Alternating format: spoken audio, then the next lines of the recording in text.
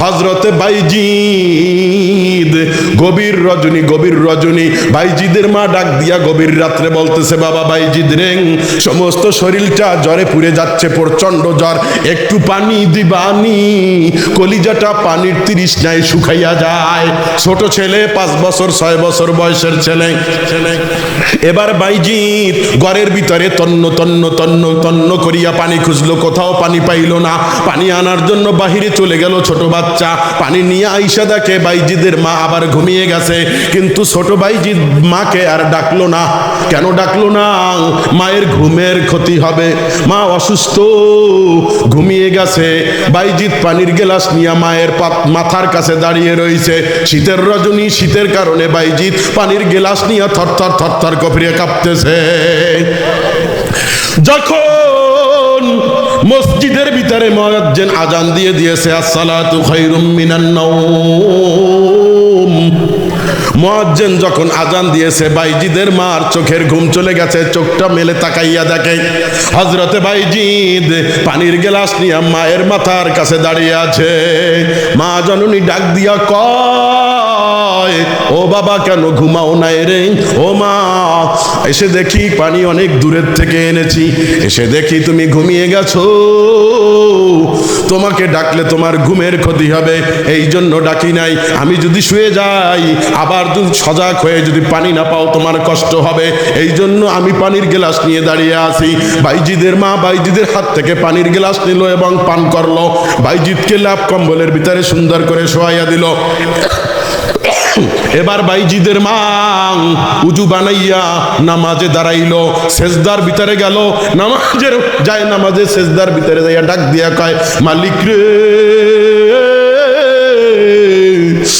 আজকের আমার বাইজিদ আমার জন্য যা করলো রে, আমার বাইজিদকে তুমি সুলতানুল আরিফিন বানাইয়া দিও। আল্লাহু আকবার। বাইজিদ বোস্তামি মায়ের এক দোয়ায় কামিয়াব হয়ে গেছে। বাইজিদ বোস্তামি যখন তার মায়ের পেটের গর্ভের ভিতরে, তখন বাইজিদের মা দুনিয়ার থেকে, বাইজিদের বাবা দুনিয়ার থেকে বিদায় হয়ে গেছে। বিদায় হয়ে যাওয়ার পরে বাইজিদের মা মনে মনে স্তং করেছে যে আমার সন্তান ছেলে হোক বা মেয়ে হোক, আমি কোরআনের হাফেজ বানাবো, মাদ্রাসায় দিয়া মালান সাহেব বানাবো। বলেন আল্লাহু আকবার। কিন্তু মাদ্রাসায় দেওয়ার আগে মা এমন এক দোয়া কইরা বসলো বাইজিদের জন্য, এক দোয়ায় কামিয়াব হয়ে গেল। দোয়ার পরে পরের দিন বাইজিদের হাতটা ধরিয়া বুঝাইতেছে, বাইজিদ তুই যখন আমার পেটে, তখন তোর বাবা দুনিয়ার থেকে বিদায়। না বাবা না, আমার মনের নিয়ত করেছি, মনে বড় আশা করেছি, তোকে আমি বড় একজন আলেম বানাবো। হাতটা ধরিয়া মাদ্রাসার ভিতরে ওস্তাদদের কাছে নিয়ে গেছে। ওস্তাদ, আমার বাইজিদকে দিয়ে গেলাম, কিন্তু আপনার উপরে আমার একটা শর্ত আছে। শর্ত, আমার বাইজিদ যতদিনে বড় আলেম না হবে, ততদিনে আমার বাইজিদকে বাড়ি পাঠাইবেন না, ছুটি দিবেন না। ওস্তাদ শর্ত মেনে নিল। এবার ছোট বাচ্চা 2 মাস 3 মাস পরে তো মাকে দেখতে মনে চায়, বাবাকে তো দেখে নাই, বাবা হারাইছে জন্মের আগে। 2 মাস 3 মাস পরেই মাকে বড্ড দেখতে মনে চায়। ছোট বাচ্চা ওস্তাদজির কাছে যাইয়া বলে, ওস্তাদ একটু ছুটে দিবেননি, আমার মাকে দেখতে বড্ড মনে চায়। কিন্তু ওস্তাদ ওয়াদা করেছে মায়ের সঙ্গে বড় আলেম না বানাইয়া বাইজিদকে বাড়িতে পাঠাইবে না। কেমন একটা ভেজাল। ওস্তাদ মনে মনে চিন্তা করলো, বাইজিদকে আমি এমন একটা শর্ত বানাইয়া দিব, এমন একটা শর্ত লাগাইয়া দিব, বাইজিদের পক্ষে সম্ভব হবে না, আর বাইজিদার বাড়িতেও যাইতে পারবে না। বাইজিদকে ডাক দিয়া বলা হইল, এরে বাইজিদ, হ্যাঁ হ্যাঁ তোমাকে ছুটি দিব, তুমি বাড়িতে যাইবা, তোমার মায়ের সঙ্গে দেখা করতে পারবা, কিন্তু আমার শর্ত হইল তুমি তুমি 20-25 দিনের ভিতরে, অথবা তুমি কোরআন শরীফের 30 পারার 25 পারা তুমি যদি যতদিনে শুনাইতে পারবা ততদিন পর তোমাকে ছুটি দেওয়া হবে। কান আল্লাহু আকবার। যখন এই শর্ত লাগাইলো, বাইজিদ কোরআনটা নিয়ে পৃষ্ঠাগুলা উঠলায় আর বলে, বা মালিক খেয়াল করবেন, আমার মাকে দেখতে বড় মনে চায়। বাইজিদ কি বলে? কোরআনের অক্ষরের দিকে তাকাইয়া কয়, মালিক আমার মাকে দেখতে বড় মনে চায়। আল্লাহু আকবার। এ বাইজিদ শুধু পৃষ্ঠা উল্টায় উল্টায় উল্টায়, ওই পৃষ্ঠার ভিতরে কি লেখা আছে বাইজিদের সিনার ভিতরে আল্লাহ ঢেলে দেয়। 1 মাস 2 মাস 1 সপ্তাহ 1 দিন লাগে নাই রে, কয়েক ঘন্টার ভিতরে পুরা কোরআন শরীফ বাইজিদের মুখস্থ হয়ে যায়। আল্লাহু আকবার। পুরা কোরআন শরীফ মুখস্থ হয়ে যায়। শর্ত মতন কাজ, ওস্তাদের কাছে চলে যায়, যাইয়া বলে, ও বাইজিদ কেন আসছো? ও ওস্তাদ আপনি যে আমাকে শর্ত দিছেন, শর্ত আমার হাসিল হয়েছে। কয় কি বলো? কয় হা হা। কয় একটু শোনাও। যেখান থেকে জিজ্ঞাসা করে বাইজিদ বলে দেয় আল্লাহু আকবার। এটা কিভাবে সম্ভব, কিভাবে সম্ভব? ওস্তাদ চিন্তায় পড়ে গেল। কথা অনুযায়ী বাইজিদকে ছুটি দিল। বাইজিদ এবার মাকে দেখতে যায়, মাকে দেখতে যায়, হাঁটি হাঁটি পা করে হাঁটি হাঁটি পা পা করে বাইজিদ বাড়িতে চলে গেল। কিন্তু পায়ে হাঁটার রাস্তা অনেক দূরের রাস্তা। বাড়িতে যাইতে যাইতে যাইতে যাইতে মাগরিব হয়ে গেছে, অন্ধকার হয়ে গেছে, মাগরিবের আজান আগিয়ে দিয়ে ফেলেছে। কিন্তু যাইয়ে দেখে বাড়ির ঘরের দরজাটা দেওয়া, দরজাটা লাগানো আছে। দরজার কাছে বাইজিদ ডাক দেয়, ও গো মা,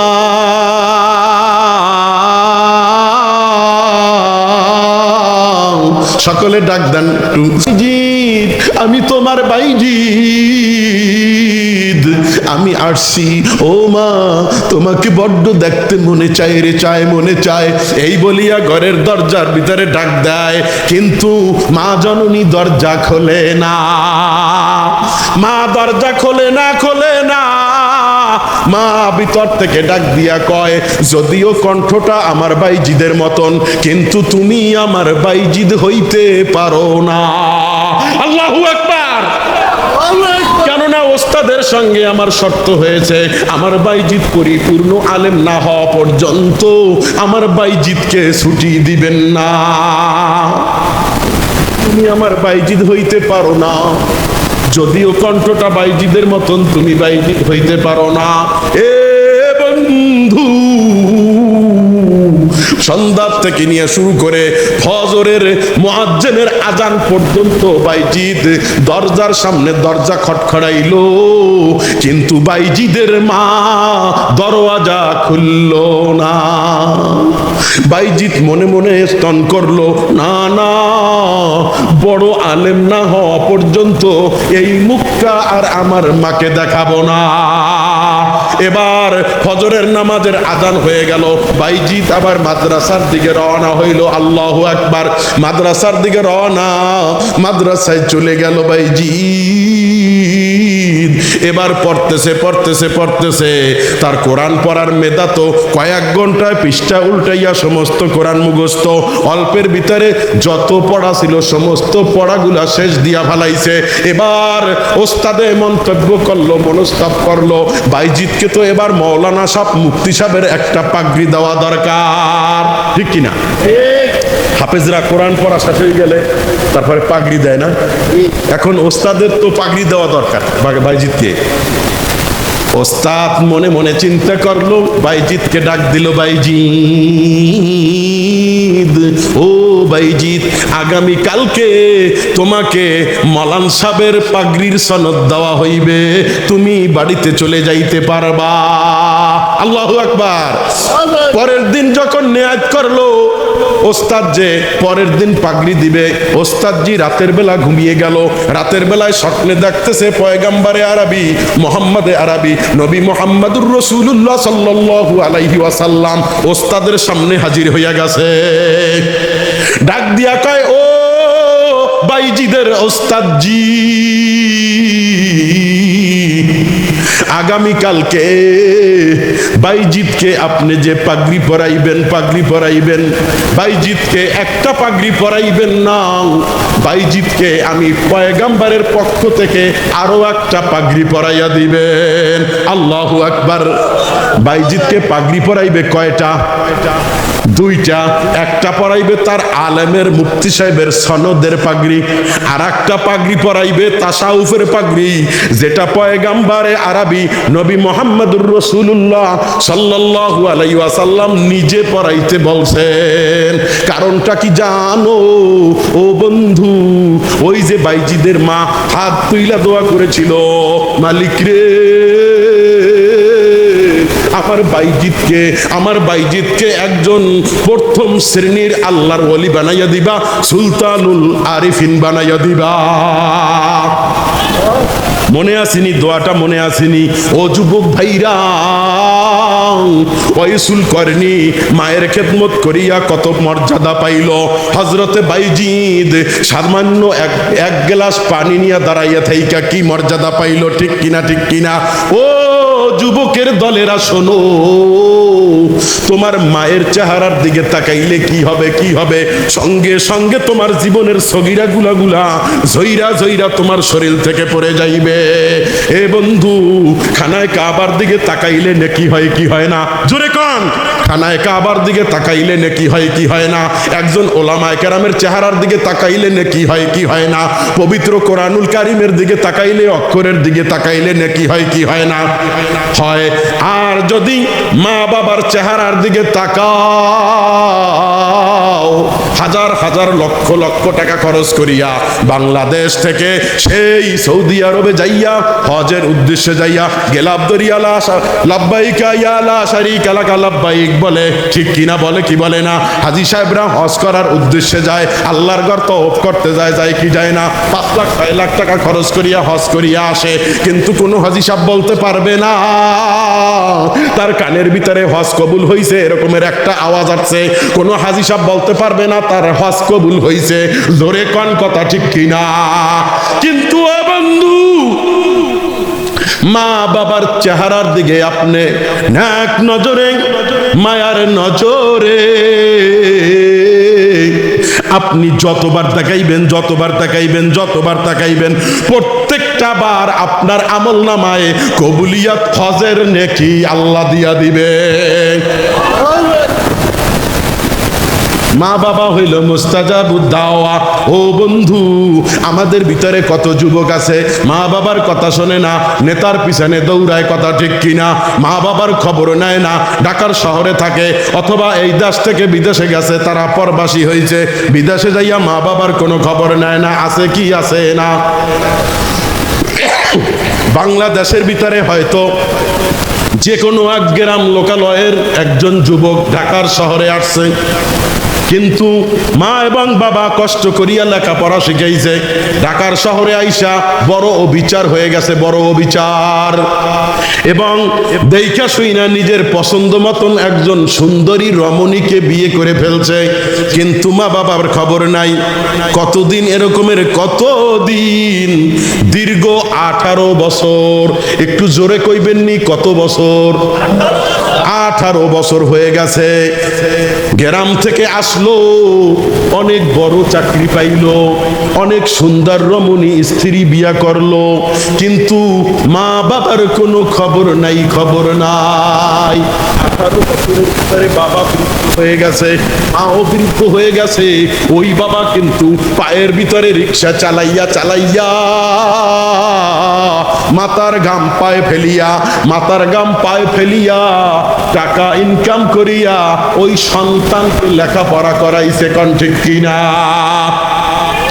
এবার শহরে আসলো, বড় একজন অবিচার হইল, সুন্দরী রমণী দেখতে পারলো, অনেক বড় একটা বিল্ডিং এর বাড়ির মালিক হইল, ওই বাড়িতে অনেক আরামে আয়েশের ভিতরে থাকে, কিন্তু বাড়িতে বৃদ্ধ বাবা তো আর এখন আর ইনকাম করতে পারে না, তার এখন কামাই নাই, না করতে পারনে ডাক্তারের ওষুধ খাইতে পারে না।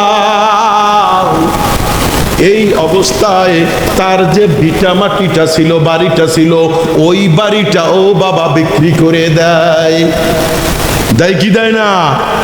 ওই বাড়িটাও বিক্রি করে দেয়।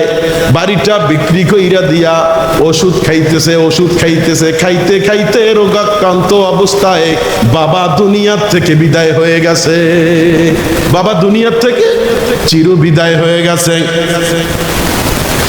বাবা দুনিয়ার থেকে চির বিদায়। এদিকে ভিটা বাড়িটুকু বিক্রি করে দিয়েছে, কিন্তু মা জননী এখন কই থাকবে? মা জননীকে তো ওই বাড়িতে তো আর স্থান দেওয়া হয় না। যে ওই ভিটা মাটিটা কিনেছে, সে তাকে একটু সাহায্য করিয়া একটু কোণার ভিতরে থাকতে দিয়েছে, কিন্তু কিছুদিন পর ওই বাড়িটা একটা ফুলের বাগান, একটা নার্সারি করেছে। তখন ডাক দিয়া কয়, ও বুড়িমা, মানবিক কারণে এতদিন আপনাকে থাকতে দিয়েছি, মেহেরবানি করে এখন আমার জায়গাটা ছেড়ে দিন। আল্লাহু আকবার। বুড়ো মা জননী এবার জায়গাটা ছেড়ে দিয়ে মা জননী মহল্লায় গ্রামে ভিক্ষা করে, আর কি করে? আর কান্না করে। কি কান্না করে? ওই যে 18 বছর আগে চলে গেছে সন্তানের জন্য কান্না করে, আর মালিকের কাছে বলে, মালিক, এ কেমন খেলা তুমি দেখাইলাম, একটা স্বামী ছিল তাকেও তুমি কাইরা নিলাম। এইদিকে অনেক বড় ঘটনা ঘটে গেল, সুন্দরী রমণী নিয়া বসবাস করতেছে, কিন্তু আল্লাহ সন্তানের উপরে গজব চাপাইয়া দিল। কান আল্লাহু আকবার। কয় কি গজব চাপাইয়া দিছে? কয় যেই সুন্দরী রমণী স্ত্রী বিয়া করেছে, শ্বশুর বাড়িতে ঘর জামাই হয়েছে, অনেক টাকা পয়সার মালিক হয়েছে, মিল ফ্যাক্টরির মালিক হয়েছে, কিন্তু ওই শ্বশুর বাড়ির ভিতরে এমন একটা গজব দিছে, আল্লাহ এমন গজব দিছে, রাতের ভিতরে ওই যুবকের যৌবন শক্তি আল্লাহ কাইরা নিয়ে গেছে। আল্লাহু আকবার। যুবকের আর যৌবন শক্তি নাই, সুন্দরী রমণী স্ত্রী কলারের ভিতরে, ঘাড়ের ভিতরে ধইরা বাড়ির থেকে বাইর কইরা দিছে। আল্লাহু আকবার। বাড়ির থেকে বাইর কইরা দিছে, এখন তো আর কোথাও যাওয়ার জায়গা নাই, চাকরিও হারাইছে, বাড়িও হারাইছে, স্ত্রীও হারাইছে, এখন রোগাক্রান্ত অবস্থায় একেবারে ছিন্ন, পাগল কেশ আউলা জাউলা বেশ হয়ে গেছে। হঠাৎ করে ওই মা বাবার কথা মনে পড়ে গেছে, হায় হায়, আমি যতই অসুস্থ হই না কেন গো, আমার মা আমাকে ফালাইতে পারতো না রে। এবার মা বাবার কথা মনে পড়ে গেছে, অসুস্থ শরীর নিয়া হাঁটি পা করে এবার দেশের দিকে, বাড়ির দিকে রওয়ানা। এই খেলাটা কে খেলে? এ মুসলমান কে খেলে?